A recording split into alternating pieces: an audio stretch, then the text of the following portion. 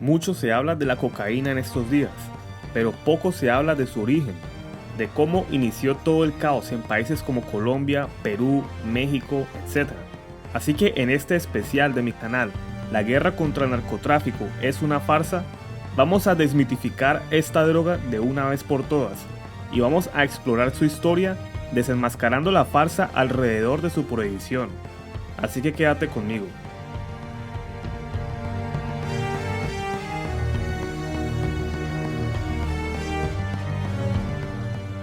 Pero para entender a la cocaína, debemos entender a la planta de la cual se fabrica, o más bien se extrae, la planta de coca, o Erythroxylum por su nombre científico.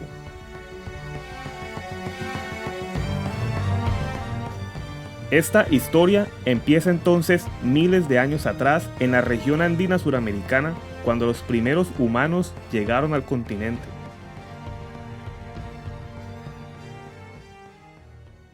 La mata de coca, como ya muchos saben, es nativa de esta región, y como es de esperarse, las comunidades que se asentaron en estas zonas empezaron a usar las propiedades de la hoja de coca.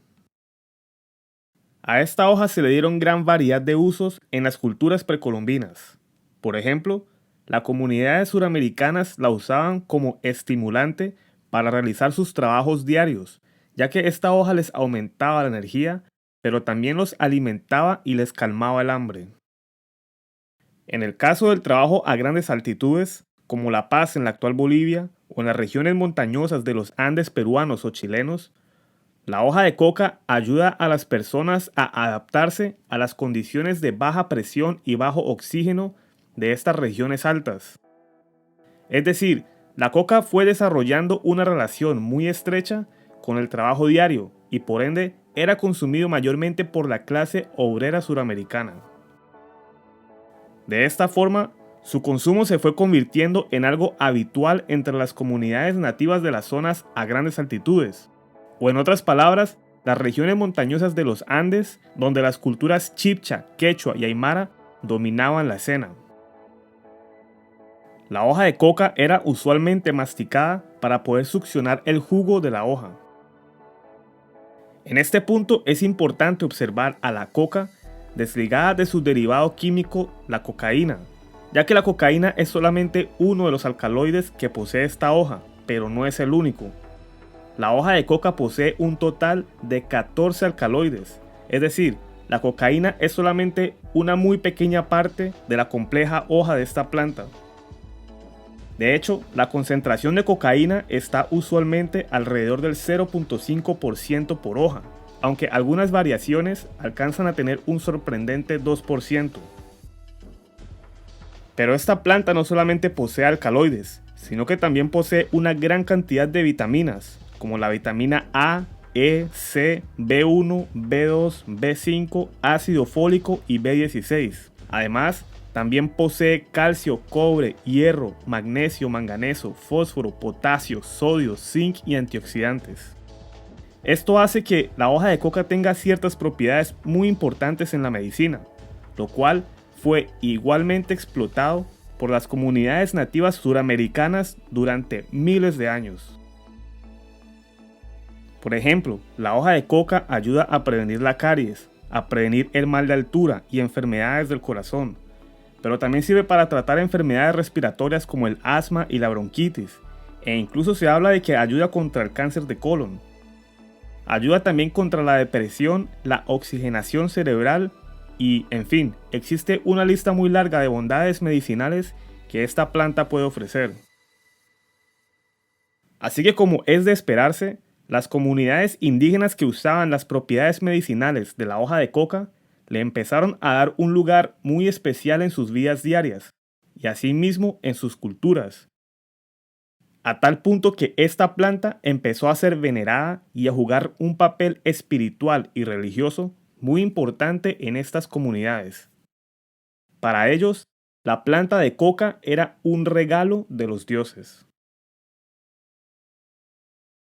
Así que hasta el momento hemos visto un poco lo que compone a la hoja de coca y hemos explorado las propiedades que hacen de ella una hoja única en el mundo con una gran variedad de aplicaciones medicinales. Y como es de esperarse, Las comunidades suramericanas precolombinas, quienes convivían con esta planta, le dieron un lugar muy alto en sus creencias religiosas, a tal punto que se convirtió en una planta sagrada. Sin embargo, ya todos sabemos lo que sucedió en 1492. La llegada de los europeos al continente trajo muchísimas transformaciones a las vidas y las costumbres de las comunidades nativas, algunas lentas y otras bastante bruscas. En el caso de la coca, esas transformaciones serían más bien lentas inicialmente, pero se irían acelerando bastante conforme el mundo se iba industrializando. Muy probablemente, cuando los conquistadores españoles tuvieron contacto por primera vez con la hoja de coca, se llevaron la impresión de que esta era una costumbre de las clases obreras de aquellos indígenas que ellos habían derrotado y conquistado. Es decir, una costumbre de culturas inferiores, algo que no les llamaba mucho la atención. Algún tiempo después, sin embargo, la planta empezó a ser mal vista por un sector de la Iglesia Católica, quienes incluso intentaron prohibir el consumo de coca entre los indígenas. Esto muy seguramente debido al carácter religioso que la coca tenía entre los pueblos nativos. Pero la iglesia no prosperó en esta iniciativa, ya que la planta representaba dinero para los españoles en las colonias. Así que la coca era vendida por los españoles al punto en que para el año 1600 su comercio les generaba 500,000 pesos anualmente solo en el Potosí suramericano. Pero algo muy curioso que sucedió en este periodo es que el consumo de coca nunca fue asimilado por los europeos. Es decir, los europeos no consumían la coca, lo que la convirtió en una de esas costumbres que diferenciaban a las élites blancas de las clases subyugadas. El curioso hecho de que los europeos no consumieran la hoja de coca, a diferencia de otros productos nativos como el chocolate o el tabaco, se podría explicar, además de la relación con la clase obrera, desde un aspecto estético-cultural. El hecho de mascar una planta y succionar su contenido resultaba repulsivo en la sociedad europea, por lo cual muy posiblemente se tuviera el concepto de que mascar y succionar la hoja de una planta fuera algo así como de aborígenes salvajes. La hoja de coca se mantuvo como una mercancía que era consumida solo por los indígenas en Sudamérica durante toda la época colonial. La hermética economía española en esta época ciertamente jugó un papel importante en mantener a la coca como un producto aislado. Pero lo que más influenció en este hecho es que la coca, a diferencia de otros productos, no viaja muy bien las largas distancias en mar. Es decir, las propiedades de la hoja mueren muy rápidamente, por lo cual, cuando llegaban a destinos lejanos, esta planta llegaba casi que podrida y sus mágicas propiedades se perdían en el trayecto. Esto evitó inicialmente su comercio con Europa y otros continentes.